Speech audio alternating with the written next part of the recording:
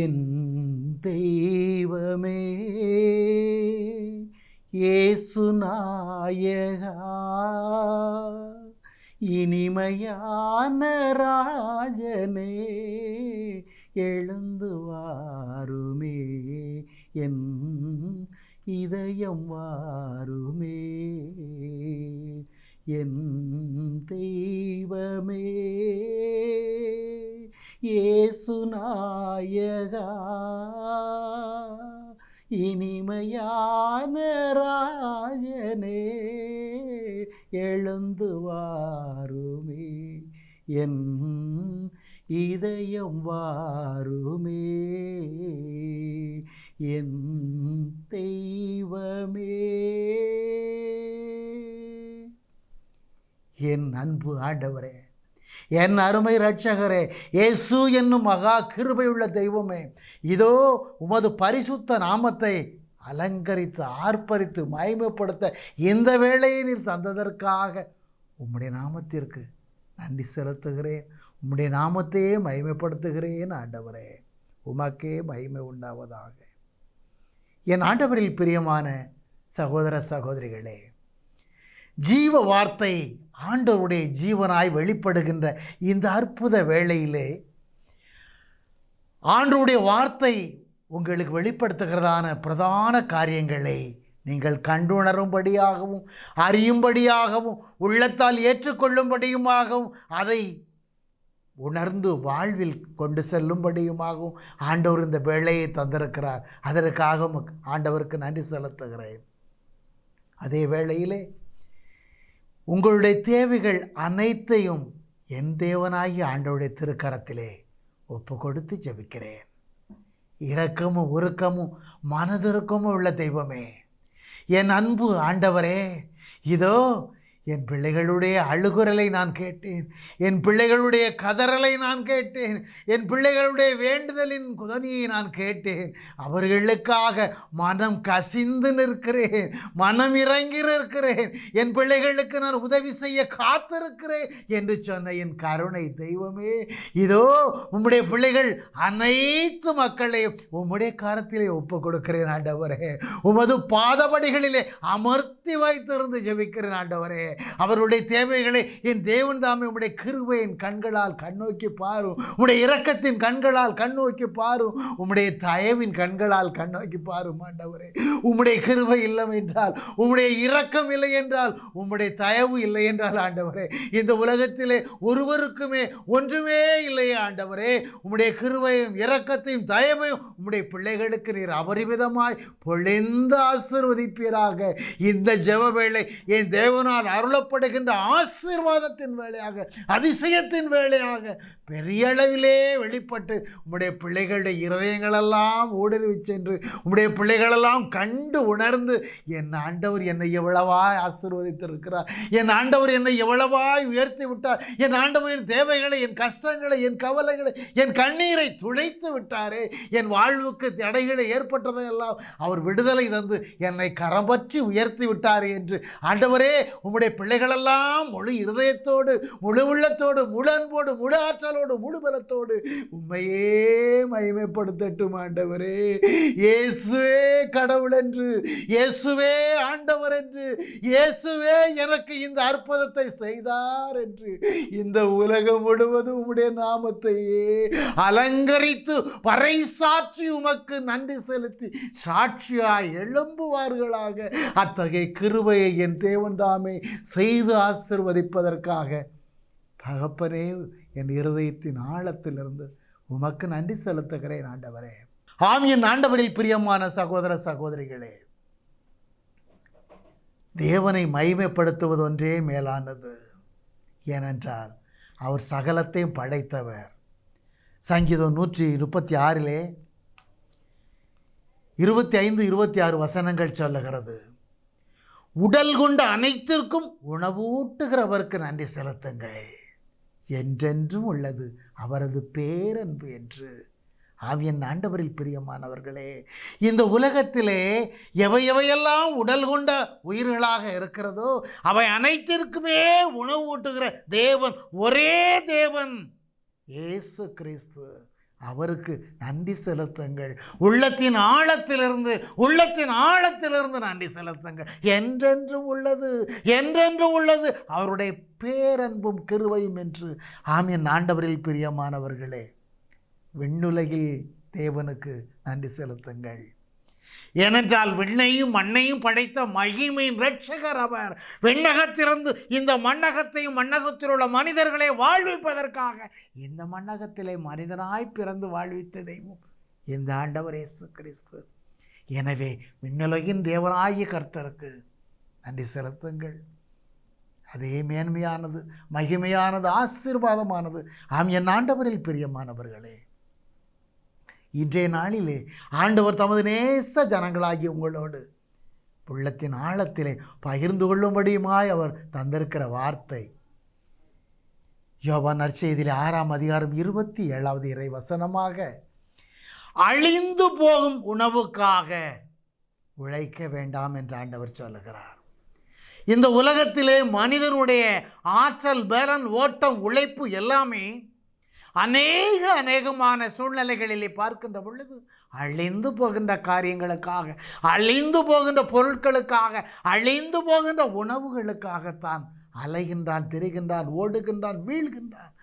என் ஆண்டவரில் பிரியமானவர்களே, ஆனால் இன்று என் ஆண்டவராய் கர்த்தர் சொல்லுகிறார், அழிந்து போகின்ற உணவுக்காக நீங்கள் உழைக்க வேண்டாம், மாறாக நிலை வாழ்வு தருகின்றதான அழியாத உணவுக்காக நீங்கள் உழையுங்கள் என்று ஆண்டவர் சொல்லுகிறார். அழியாத உணவு, நிலை வாழ்வு தருவதான உணவு, நிம்மதியான வாழ்வை தருவதான உணவு, பரிசுத்தமான வாழ்வை தருவதான உணவு, உங்களை பரலோக வாழ்விற்கு அழைத்து செல்வதான மகா கிருபையின் உணவு. அதற்காக உழையுங்கள் என்று ஆண்டவர் சொல்லுகிறார். அந்த உணவையும் மானிட மகனாகிய கிறிஸ்து தாமே உங்களுக்கு தருவார் என்று சொல்லுகிறார். ஆம் என் ஆண்டவரில் பிரியமானவர்களே, இந்த ஆண்டவருடைய உணவை நாம் எப்படி பெற்றுக்கொள்கிறவர்களாக இருக்கிறோம்? அன்றைய சூழ்நிலையிலே சங்கீதம் 78 23 24 வசனங்களிலே பார்க்கின்ற பொழுது, இஸ்ரேல் மக்கள் ஆண்டவரை நம்பாத பொழுதிலும், அவரை ஏற்றுக்கொள்ளாத பொழுதிலும், அவரை விசுவசிக்காத பொழுதிலும், இந்த ஆண்டவராகிய இயேசு கிறிஸ்து தாமே நம்மை காக்க வல்ல கடவுளாய் இருக்கிறார் என்று அவர்கள் அறியாது, உணராது, ஏற்றுக்கொள்ளாது வாழ்ந்த கால சூழ்நிலைகளிலும் கூட தமது அன்பு பிள்ளைகள் பசியை கண்ட தேவன் விண்ணகத்தின் கதவுகளை திறந்து மன்னாவை மழையென பொழிந்து போஷித்தருளினார். அது அவர்களுடைய பசியை ஆற்றக்கூடிய உணவாக. மத்தேயு நற்செய்தியிலே 14ஆம் அதிகாரத்தின் நிகழ்விலே பார்க்கிறோம்.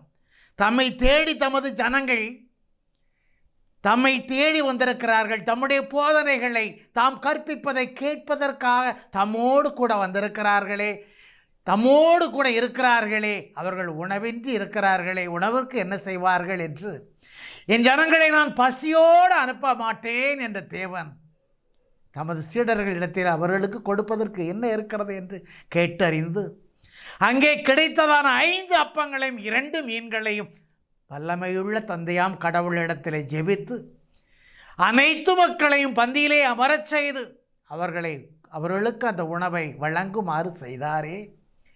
சிறியவர்கள் பெண்களை தவிர உணவுண்ட ஆண்கள் பெரியவர்கள் மாத்திரம் 5000. ஆம் என் ஆண்டவரில் பிரியமானவர்களே, இந்த 5000 ஆண்கள் உண்ட பொழுதிலும் கூட ஆண்கள் பெரியவர்கள் மாத்திரமே 5000 பேர் என்று சொல்லும் பொழுது அங்கே எத்தனை எவ்வளவான சிறியவர்கள் பெண்கள் இருந்திருப்பார்கள். சற்று சிந்தித்து பாருங்கள் என் ஆண்டவரில் பிரியமானவர். 5 அப்பம் 2 மீன்கள் அல்லவா? அதை பலுகி பெருகி செய்த தேவன் 5000 ஆண்கள் ஆக ஏறக்குறைய ஓரளவு பார்க்கின்ற பொழுதில் கூட 10,000த்திற்கும் மேற்பட்ட ஜனங்கள் அங்கே உண்டிருப்பார்கள். அவ்வாறு உண்டு மன நிறைவடைந்த பொழுதிலும் கூட மீதம் 12 கூடைகள் நிறைய எடுக்கப்பட்டன என்று ஜீவ வார்த்தை சொல்கிறது. ஆம் என் ஆண்டவரில் பிரியமானவர்களே, ஆண்டவருடைய கிருபை எவ்வளவு மேலானது. இவைகளெல்லாம் தம்முடைய நேச ஜனங்களுடைய பசியை அறிந்து அவர்கள் உண்பதற்காக அவர்களுக்கு என்று ஆண்டவர் போஷித்தது. ஆனால் இதே சூழலை போலதான் யோவான் நற்செய்தி 6ஆம் அதிகாரம் 22வது வசனத்திலிருந்து பார்க்கின்ற பொழுது, சீடர்கள் புறப்பட்ட கரையிலே மறுநாளும் அங்கே கூட்டமாக இருந்தார்கள். முதல் நாளிலே அங்கே ஒரு படகு தான் இருந்தது, சில நபர்கள் தான் அங்கே இருந்தார்கள்.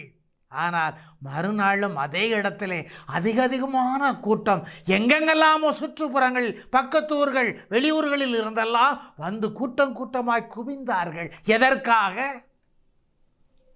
முந்தைய நாளிலே அந்த இடத்திலே ஆண்டவர் வல்லமையுள்ள தேவனின் வார்த்தைகளை, கிருபையை மன்றாடி அவர்களுக்கு உணவளித்தார். அவர்கள் அங்கே உண்டு நிறைவடைந்தார்கள். அந்த உணவுக்காக, உண்டு நிறைவடைவதற்காக, உண்டு வயிறு நிரப்புவதற்காக, அந்த உணவுக்காக ஓடி அலைந்தவர்களாக அங்கும் இங்கும் அந்த ஊர் இந்த ஊர் என்று எல்லா இடங்களிலும் வந்து குவிந்தார்கள். ஆனால் ஆண்டவர் வேதனை நிறைந்த உள்ளத்தோடு சொன்னார், நீங்கள் அடையாளங்களையும் அரும் செயல்களையும் கண்டதால் அல்ல, அழிந்து போகிற இந்த உணவுக்காக அல்லவா அலைந்து வந்தீர்கள் என்று.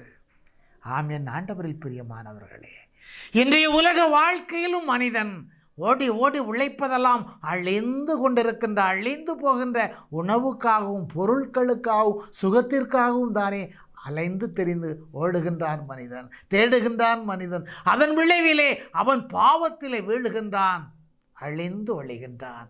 என் ஆண்டவரில் பிரியமானவர்களே, அழியாத உணவை தேடுங்கள் என்று ஆண்டவர் சொல்லுகிறார். அழியாத உணவு என்ற ஒன்று இருக்கிறதே, அது எங்கே இருக்கிறது? அதை எப்படி தேடுவது? அதை எப்படி பெற்றுக்கொள்வது? யோவான் நற்செய்தி 6ஆம் அதிகாரத்திலே 41ஆம் வசனத்திலே ஆண்டவராகிய இயேசு கிறிஸ்து சாமி சொல்லுகிறார், விண்ணகத்திலிருந்து இறங்கி வந்த உணவு நானே என்று சொல்லுகிறார். ஆம், என் ஆண்டவரில் பிரியமானவர்களே, அப்பொழுது அங்கே கூடியிருக்கிற யூதர்களெல்லாம் சொல்லுகிறார்கள், இவர் எங்கே விண்ணகத்திலிருந்து இறங்கி வந்திருக்க முடியும்? இவர் தச்சனின் மகன் அல்லவா? மரியாளின் மகன் தானே?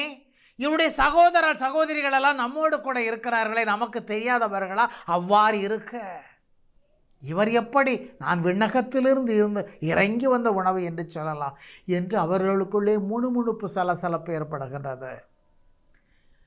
மேலும் ஆண்டவர் சொல்கிறார் யோவான் 6:51, விண்ணகத்திலிருந்து இறங்கி வந்த வாழ்வு தரும் உணவு நானே, எனது சதையை உணவாக கொடுக்கிறேன் என்று ஆண்டவர் சொல்லுகிறார்.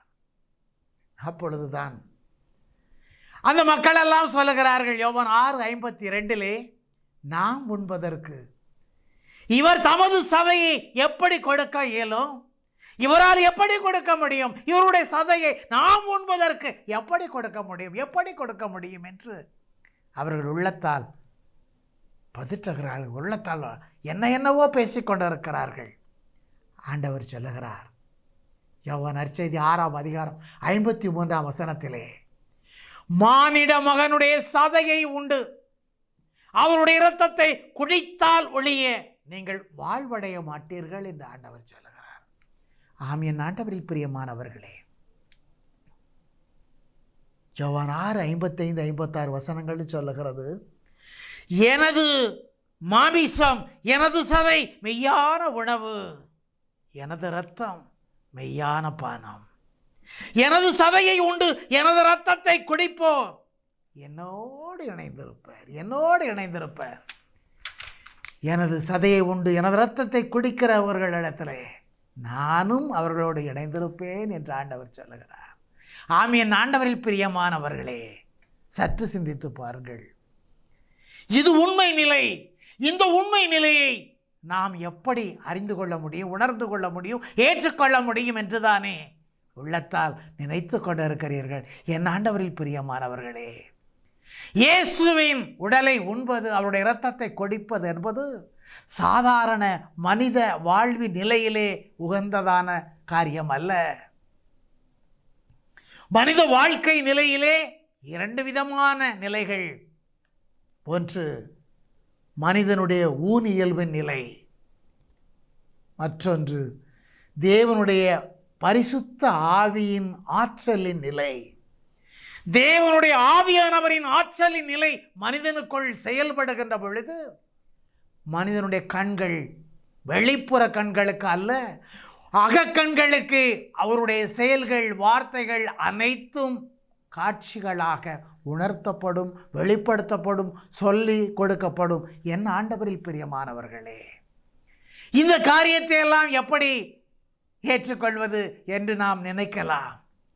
ஆனால் என் வாழ்க்கையிலும் கூட நான் அறிந்து கொண்ட, உணர்ந்து கொண்ட, ஏற்றுக்கொண்ட உண்மையின் நிலை இதுதான். ஒரு நாள் ஆலயத்திலே முழந்தாள் படியிட்டு தேவனை நோக்கி ஜெபித்து கொண்டிருந்த பொழுது ஆண்டவர் எனக்கு காட்சியாக வெளிப்பட்டார். அதுவும் ஆலயத்தில் அங்கு இங்கு எங்கோ இருந்து அல்ல, உண்மையாகவே திவ்ய நற்கருணை பேழைக்குள் இருந்தவராக ஒரு குருவானவர் நன்மை கொடுப்பதற்கு கதிர் பாத்திரத்தை எடுத்துக்கொண்டு வருவதைப் போல வெண்ணாடை தரித்தவராக, பூவங்கி அது மேலே அணிந்தவராக, இடையிலே குஞ்சம் தொங்கும் வெள்ளை கயிறு கட்டியவராக என் தேவனாகிய கர்த்ததாமே என்னை நோக்கி வருகிறார். நானோ ஆலயத்தில் ஒரு ஓரமாகத்தான் முழந்தாளிட்டு ஜெபித்துக் கொண்டிருக்கிறேன். ஆனால் அந்த காட்சியிலே திவ்ய நற்கருணை வாங்குவதற்காக வரிசையிலே முதன்மையானவனாக நான் நிற்பதாக காண்கிறேன். தேவனாகிய கர்த்தர் தம் கரத்திலே திவ்ய நற்கருணை ஏந்தி அந்த கதிர்பாத்திரத்தோடு என்னை நோக்கி வருகிறார். அப்பொழுது அவர் கையில் எடுத்தது வெண்ணிறமான அப்பம்தான் என் கண்களுக்கு தெளிவாக தெரிந்தன. எப்படி ஆலயத்திலே திவ்ய நற்கருணை திருவிருந்த நேரத்திலே அப்பத்தை எடுத்து ஒவ்வொருவருடைய நாவிலும் குருவானவர் கொடுப்பாரோ அதை போல ஆண்டவருடைய கரத்தில் அந்த பாத்திரத்திலிருந்து எடுக்கப்பட்ட அப்பமும் வெண்மையான அப்பமாகத்தான் இருந்தது. ஆனால் அவர் என்னுடைய வாயிலே வைத்த மாத்திரத்திலே வைக்கப்படுகின்ற அந்த அப்பமானது உயிருள்ளதான இரத்தமும் சதையும் நீரும் துடித்து கொண்டிருக்கிறதான ஒரு குத்து சதையாக இருந்ததை நான் அறிந்தேன். என் ஆண்டவரில் பிரியமானவர்களே, நான் சொன்னேன், ஆண்டவரே, இரத்தம் சொட்ட சொட்ட சதையை என் வாய்க்குள் வைக்கிறீரே, என்னால் எப்படி ஒழுங்க முடியும் என்று நான் ஒரு ஸ்டெப் பின்வாங்கினேன். ஆனால் என் தேவன் என்னை விடவில்லை. என் வாய்க்குள் அந்த சதையை முழுமையாக வைத்து திணித்தார். விழுங்கினேன். அதன் பிறகாகத்தான் ஆண்டவருடைய அற்புத செயல்கள், அற்புத அடையாளங்கள், வெளிப்படுத்துதல்கள் இவையெல்லாம் தொடர்ந்து எனக்குள் அவர் வெளிப்படுத்த ஆரம்பித்தார். தொடர்ந்து 153 பாட்டுகளுக்கு மேலான 160 பாட்டுக்கு மேலாக சென்று கொண்டிருக்கிறது. தந்தை பெர்குமார் அடிகளார் அவர்களுக்கு கொடுத்ததைப் போல பைபிளிலும் சங்கீதத்திலும் உள்ளதான வார்த்தைகள் புதிய ராகங்களில், ஒவ்வொரு பாடலும் ஒரு ராகம், ஒரு ராகத்தில் மற்ற ராகம் இல்லை, மற்ற பாடல் இல்லை. ஒவ்வொரு பாடலும் ஒவ்வொரு ராகத்திலே அருமையாக அந்த ராகத்திலே பாடி செல்லிலே பதிந்து அதன் பிறகாக நான் அதை எடுத்து எழுதும் அளவுக்கு தேவன் எனக்கு கிருபை தந்திருக்கிறார். என் தேவனுக்கு நன்றி செலுத்துகிறேன். Praise lord. ஆம், என் ஆண்டவரில் பிரியமானவர்களே, அப்பொழுதுதான் தேவனுடைய உடலையும் இரத்தத்தையும் நான் உண்பது எப்படி என்பதை என் தேவன் எனக்கு தந்து வெளிப்படுத்தினார். அறிந்து கொண்டேன், உணர்ந்து கொண்டேன், ஏற்றுக்கொண்டேன். என் தேவனுக்கு நன்றி செலுத்தி அவரை ஆராதித்தேன். ஆம், என் ஆண்டவரில் பிரியமானவர்களே, இந்த அப்பரசத்தின் தன்மை குறித்து நாம் பார்க்கின்ற பொழுது அது எப்படிப்பட்டதாக இருக்கிறது? மத்தேயு நற்செய்தி 26ஆம் அதிகாரம் 26 பார்க்கின்ற பொழுது சொல்லப்படுகிறது. மார்க்கு நற்செய்தி 16ஆம் அதிகாரம் 22 சொல்லப்படுகின்ற வார்த்தைகள் சொல்லுகிறது. லூக்கா நற்செய்தி 22ஆம் அதிகாரம் 15வது வசனத்திலிருந்து சொல்லப்படுகிறது.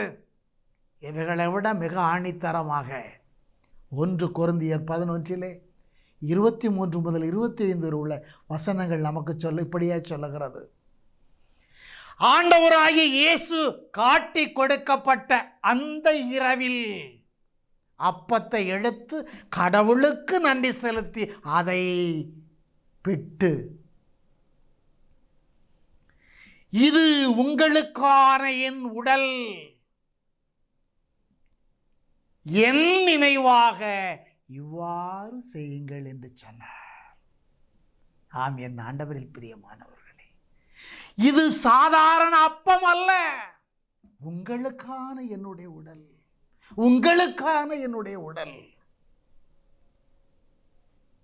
இதை என் நினைவாக இவ்வாறு செய்யுங்கள் என்று ஆண்டவர் அங்கே வெளிப்படுத்தினார். அப்படியே உணவு அருந்திய பின்பாக அந்த திரு கிண்ணத்தையும் தமது கரத்தில் எடுத்து, இந்த கிண்ணம் என் இரத்தத்தினால் நிலைப்படுத்தப்படும் புதிய உடன்படிக்கை, என் இரத்தத்தால் நிலைப்படுத்தப்படும் புதிய உடன்படிக்கை.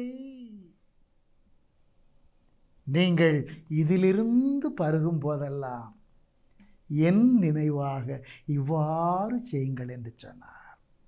ஆமென். ஆண்டவரில் பிரியமானவர்களே, என் இரத்தத்தால் நிலைப்படுத்தப்பட்ட புதிய உடன்படிக்கை, புதிய உடன்படிக்கை. இந்த கிண்ணத்திலிருந்து நீங்கள் பருகுகின்ற பொழுதெல்லாம் என் நினைவாக இவ்வாறு செய்யுங்கள் என்று ஆண்டவர் சொன்னார். இந்த ஆண்டவருடைய வார்த்தை மெய்யானது, உண்மையானது, உயிருள்ளது. ஆண்டவரில் பிரியமானவர்களே, இதை சபைகளில் வெளிப்படுத்தப்படுவதில்லை. இந்த அப்பமும் ரசமும் ஆண்டவருடைய உண்மையான பரிசுத்த உடலாகவும் பரிசுத்த இரத்தமாகவும் மாறுகிறது. இதை என் நினைவாக இவ்வாறு செய்யுங்கள் என்று தேவன் சொன்ன வார்த்தையின் இந்த அற்புத செயலை, இந்த உண்மை செயலை சபைகளில் வெளிப்படுத்துவதில்லை. பலிகளில் ஏற்றப்படுகிறது, நிறைவேற்றப்படுகிறது. ஆனால் தேவாலயங்களில், திருப்பலிகளில் நிறைவேற்றி ஒப்பு கொடுக்கப்படுகின்ற இந்த கல்வாரி பலியின் இதே ஆண்டவருடைய நினைவாக செய்யப்படுகின்ற இந்த அற்புத செயல் பரிசுத்த ஆவியானவரின் வல்லமையோடு அவர்கள் நிறைவேற்றுவார்கள் என்று சொன்னால்தான் அந்த பலியானது பாவம் போக்குகின்ற பரிசுத்த பலியாக இருக்கும் என்றும் வசனம் சொல்லுகிறது. இல்லை என்றால் அதுவும் வெறும் பலியாகிவிடும் என்று சொல்லப்படுகிறது. ஆண்டவரில் பிரியமான என் அன்பு நேச ஜனங்களே, இன்றளவிலும் பரிசுத்த ஆவியானவரின் வல்லமையோடு ஆலயத்திலே இந்த திருப்பலியை நிறைவேற்றுகின்ற வேளையிலே அந்த வட்ட தட்டிலே இருக்கின்ற அப்பமானது இயேசுவின் உடலாக மாற்றப்படுகிறது என்று ஒப்பு கொடுக்கின்ற வேளையிலே அந்த வெண்ணிற அப்பமானது இயேசுவின் உயிருள்ள சதையாக, எப்படி ஒரு குத்து சதையை என்னுடைய வாய்க்குள் வைத்து இரத்தமும் நீருமாய் சொட்ட சொட்ட துடிதுடித்து கொண்டு இருந்ததோ அந்த சதையை போல அந்த தட்டிலே துடிப்பதை என் கண்களுக்கு என் தேவன் வெளிப்படுத்தி கொண்டிருக்கிறார். திருக்கிண்ணத்தை தமது திரு கரத்தில் எடுத்து இதிலிருந்து நீங்கள் பருகுகின்ற பொழுதெல்லாம் இது என்னுடைய இரத்தம், என் இரத்தத்தினால் நிலைப்படுத்தப்படும் புதிய உடன்படிக்கை, இதை இவ்வாறு என்னுடைய நினைவாக செய்யுங்கள் என்று சொன்னார் அல்லவா. இது என்னுடைய தேவனுடைய பரிசுத்த இரத்தமாய் மாறுகிறது என்று சொல்லப்படுகின்ற வேளையிலே, ஒப்பு கொடுக்கப்படுகின்ற வேளையிலே அந்த திரு கிண்ணத்திற்குள்ள இருக்கிற ரசமானது தேவனுடைய பரிசுத்த இரத்தத்தை போல உயிருள்ளதாக குமுறிக்கொண்டு துருதுருவென துடிக்கிறதை தேவன் எனக்கு வெளிப்படுத்தினார். நான் அறிந்தேன் என் ஆண்டவரில் பிரியமானவர்களே, உண்மை. இது என்னுடைய கௌரவமான வார்த்தை அல்ல, என்னை வெளிப்படுத்துகிற வார்த்தை அல்ல, என்னுடைய பெருமைக்கான வார்த்தை அல்ல. என் தேவனுடைய உண்மையான செயல்கள், உயிருள்ள செயல்கள். இந்த தேவன் ஏற்படுத்திய இந்த அப்பத்திலும் ரசத்திலும் அவருடைய பரிசுத்த உடலாகவும் இரத்தமாகவும் மாறுகிறது. என்னுடைய புதிய உடன்படிக்கை, என் இரத்தத்தினால் நிலைப்படுத்தப்படும் உடன்படிக்கை, என் உடல் என்று சொன்ன அவருடைய ஜீவனுள்ள வார்த்தை நிறைவேறுகிறதை எனக்கு அறிய கொடுத்த தேவனுக்கு நன்றி செலுத்துகிறேன். நீங்களும் அவரை மகிமைப்படுத்துங்கள், அவருக்கு நன்றி செலுத்துங்கள் என் ஆண்டவரில் பிரியமானவர்களே.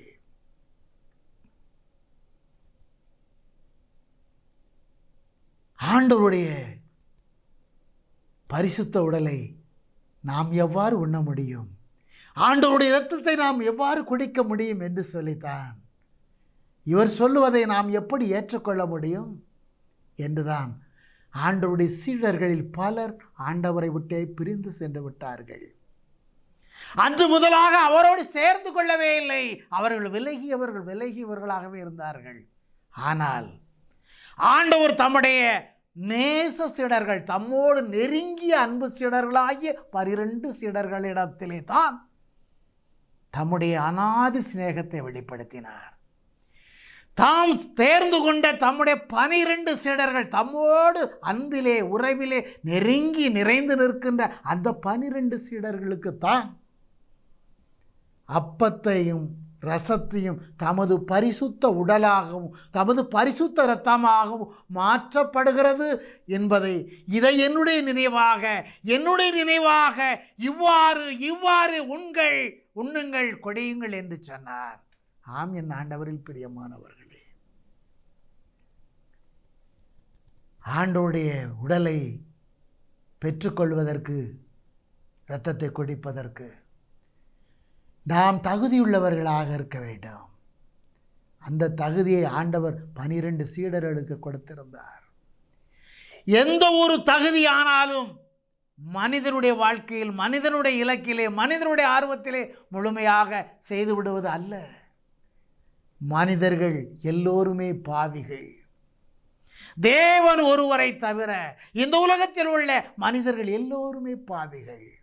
தேவன் ஒருவரே பரிசுத்தம் உள்ளவர். ஆனாலும் கூட தமது நேச ஜனங்களை பரிசுத்த பாதையில் நடத்தி செல்வதற்காக, பரிசுத்த வாழ்வுக்கு அழைத்து செல்வதற்காக பரலோக கிருபையின் சிம்மாசனத்திலே தந்தையோடு அவர்களை தம்மோடு சேர்த்து கொள்ளத்தான் அவர் பரிசுத்த இரத்தத்தை கடைசி சொட்டு வரையிலும் இந்த பூமியில் சிந்தினார். என் ஆண்டவரில் பிரியமானவர்களே, தமது ஜனங்களை, தமது நேச பிள்ளைகளை ஒருவரேனும் இழந்து விடாதபடி மீட்டுக் கொள்வதற்காக அந்த உடலையும் அந்த பரிசுத்த இரத்தத்தையும் தான் உண்ண வேண்டும், குடிக்க வேண்டும். உண்டால்தான், குடித்தால்தான் நீங்கள் நிலை வாழ்வை பெற்றுக்கொள்வீர்கள் என்று சொன்னார். ஆம், என் ஆண்டவரில் பிரியமானவர்களே, நீங்கள் இந்த ஆண்டவருடைய பரிசுத்த உடலையும் இரத்தத்தை உண்பதற்கும் குடிப்பதற்கும் எவ்வளவு ஆசையுள்ளவர்களாக, எவ்வளவு ஆவல் உள்ளவர்களாக இருக்கிறீர்கள். ஆண்டவரை ஒப்புக் கொடுக்கிறீர்களா? ஆண்டவரே, இதோ உம்முடைய பிள்ளைகளையும் ஆண்டவரை உம்முடைய காலத்தில் ஒப்புக் கொடுக்கிறேன். ஆண்டவரே, என் ஆண்டவரில் அன்பு ஜனங்களே, ஆண்டவரை நோக்கி ஜெபிப்போமா? ஆண்டவரிடத்தில் ஒப்பு கொடுத்து ஜெபிப்போமா? கண்களை இறுக மூடுங்கள்.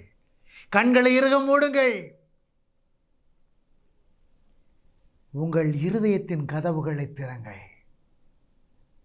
உங்கள் அகக்கண்களை திறந்து நோக்குங்கள். உங்கள் கண்களுக்கு முன்னால், அகக்கண்களுக்கு முன்னால் தேவனாகிய இயேசு கிறிஸ்துவை முன்னிறுத்துங்கள். ஆண்டவரே, அவே குரல் எழுப்பி மன்றாடுங்கள். ஆண்டவரே, உமது பரிசுத்த உடலையும் இரத்தத்தையும் உண்பவர்கள், குடிப்பவர்கள் தான் இந்த உலகத்திலே நிலை வாழ்வை பெற்றுக்கொள்வார்கள், அழியாத வாழ்வை பெற்றுக்கொள்வார்கள் என்று சொன்னீரே. உமது உடலை உண்பதற்கு, உம்முடைய பரிசுத்த இரத்தத்தை குடிப்பதற்கு தகுதியற்று நிற்கிறோமே. ஆண்டவரே, தகுதியற்று நிற்கிறோமே.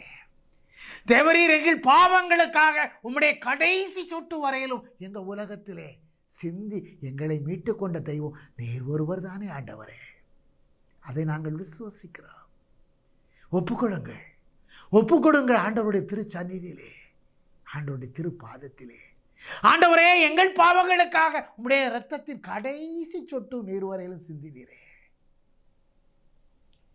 நாங்கள் உமது உடலை உண்பதற்கு, உமது பரிசுத்த இரத்தத்தை குடிப்பதற்கான தகுதியையும் தேவரீர் எங்களுக்கு தந்தருளுவீர். ஆண்டவரே, அதற்காக உம்மை ஸ்தோத்தரிக்கிறோம், உமக்கு நன்றி செலுத்துகிறோம். ஆண்டவரே, உமது உடலை உண்பதற்கு நீர் தந்தீர். ஆண்டவரே, உமது பரிசுத்த இரத்தத்தை குடிப்பதற்கு எங்களுக்கு தந்தீர். ஆண்டவரே, உடலை உண்ணவும் உங்களுடைய பரிசுத்த இரத்தத்தை குடிக்கவும் எங்களுக்கு கிருபை தந்ததற்காக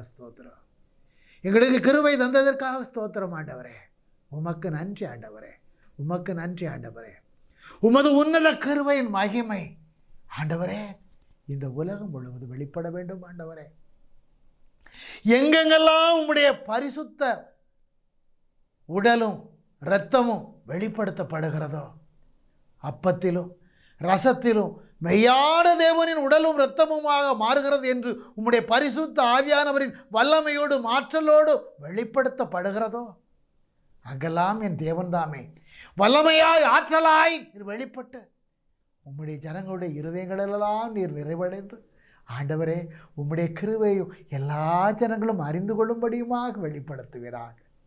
ஆண்டவரே, எல்லா ஜனங்களும் இதைப் போல அறிந்து உணர்ந்து உமக்கு உகந்த ஜனங்களாக மனமாற்றம் அடைந்து உம்மை ஏற்றுக்கொண்டவர்களாக, உம்முடைய பரிசுத்த உடலை உண்டவர்களாக, பரிசுத்த இரத்தத்தை பானமாக பருகியவர்களாக, உம்முடைய சந்நிதியிலே உமக்கு உகந்தவர்களாக, உமக்கு ஏற்ற பிரியமானவர்களாக, உம்மோடு கூட இருக்கிற ஜனங்களாக அவர்கள் முழுமையாக மாற்றம் பெறுவதற்காக என் தேவனாய கர்த்தரே, உம்மையே ஸ்துதித்து ஆராதித்து உமக்கே நன்றி செலுத்துகிறேன். நீர் அப்படியே என் வேண்டுதலை கேட்டு கனிவோடு செவி சாய்த்து உம்முடைய இரக்கத்தின் விழிகளால் இந்த அற்புத கிருபையை செய்வதற்காக என் இருதயத்தின் ஆழத்திலிருந்து உமக்கு நன்றி செலுத்துகிறேன். என் தேவனுடைய கர்த்தர் ஆண்டவரே, உம்முடைய பரிசுத்த நாமம் மகிமைப்படட்டும். உமக்கே மகிமை உண்டாவதாக. ஆமேன்.